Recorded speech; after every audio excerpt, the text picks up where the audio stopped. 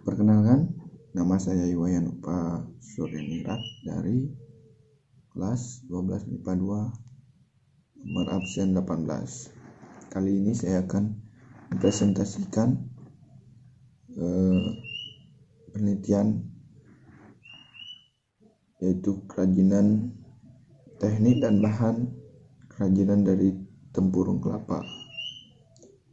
Dari pengrajin tersebut memberikan informasi penelitian mengenai proses pembuatan kerajinan dari tempurung kelapa yang dilakukan di rumah pengrajin dalam bentuk tanya jawab langsung. Adapun tahapan-tahapan proses pembuatan kerajinan pada dasarnya memiliki tahapan yang sama pada setiap kerajinan. Nomor 1 yaitu tahap persiapan. Dalam tahap persiapan ini dilakukan pengrajin adalah 1. Bahan baku. Tempurung kelapa merupakan bahan baku dalam proses pembuatan kerajinan ini. Disebut yang setengah tua dan sampai dengan yang sudah tua. Dan kayu yang digunakan adalah kayu bakar yang biasa ditemukan di sekitar kebun pengrajin. Bahan tambahan dan kayu adalah bahan tambahan. Kayu yang digunakan adalah kayu bakar yang biasa ditemukan di sekitar kebun pengrajin.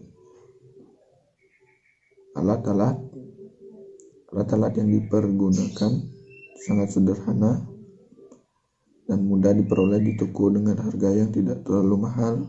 Adapun jenis-jenis alat yang digunakan seperti perang, pisau, dan gergaji. Besi, bor tradisional, dan amplas. Perang fungsinya adalah untuk mengupas kulit kelapa dan merapikan bahan lainnya. Pisau, fungsi dari pisau yaitu untuk mencongkel dan membersihkan tempurung kelapa. Gergaji fungsinya untuk memotong tempurung kelapa dan memotong rata kayu dengan rata. Gergaji berfungsi untuk memotong tempurung kelapa dan memotong dengan rata kayu. Bor tradisional berfungsi untuk melubangi kayu. Yang terakhir yaitu amplas, digunakan untuk menghaluskan permukaan dan bagian dalam tempurung dan juga bagian kayu. Yang ketiga itu tahap proses pengolahan bahan kayu. Berikut ini disajikan intisari dari hasil wawancara pada pengrajin tentang proses pengolahan bahan baku yang digunakan dalam proses pembuatan kerajinan tempurung kelapa. Nomor 1, bahan bakunya cukup sederhana yaitu tempurung kelapa yang setengah tua sampai dengan tempurung kelapa yang tua dan kayu-kayu yang biasa dijadikan kayu bakar. Mengupas sabut kelapa dan membelah menjadi 2 kelapanya. Yang B, memotong tempurung kelapa menjadi 2 bagian sesuai ukuran yang dibutuhkan.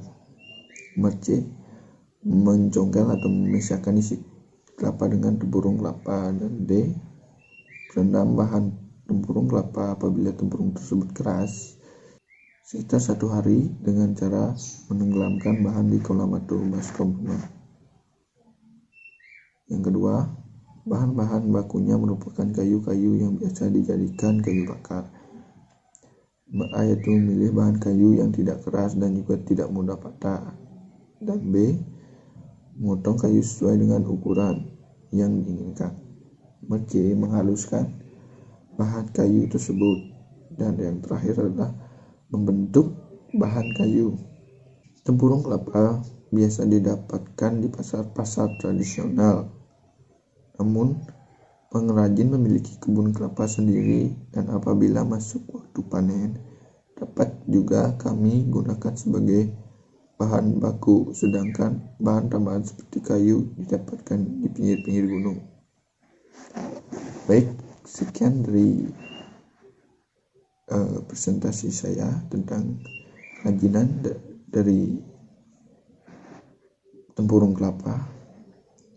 Sekian dari saya, terima kasih.